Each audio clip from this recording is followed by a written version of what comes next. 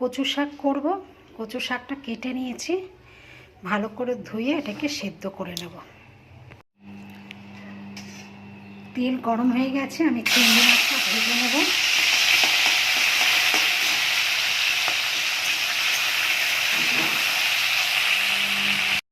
চিংড়ি মাছটা আমি তুলে নিয়েছি, এর মধ্যে 5 ফোড়ন, শুকনো লঙ্কা, তেজপাতা ফোড়ন দিচ্ছি।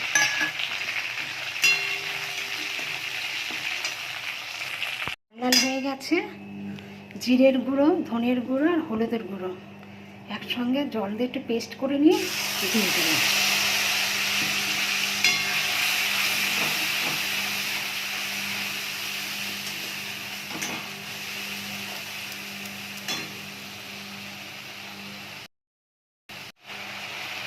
এবার নুন আর কাশ্মীরি লঙ্কার গুঁড়ো দিয়ে দিচ্ছি।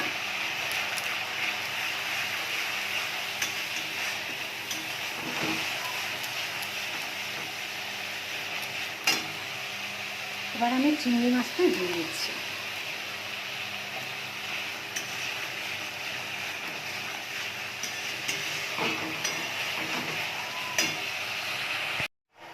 কটা কাঁচা লঙ্কা দিয়ে দিচ্ছি।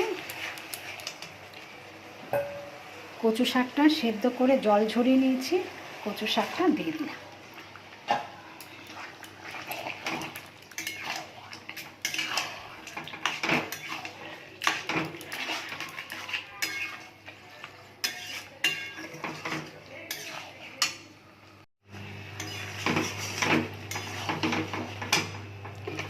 স্বাদ মতন একটু চিনি দেব।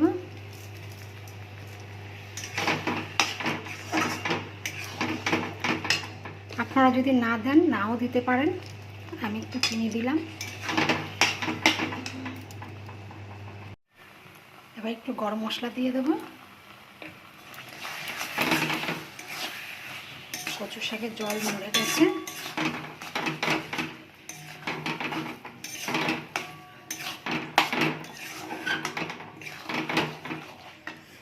এবার আমি বন্ধ করে দেবো গ্যাসটা।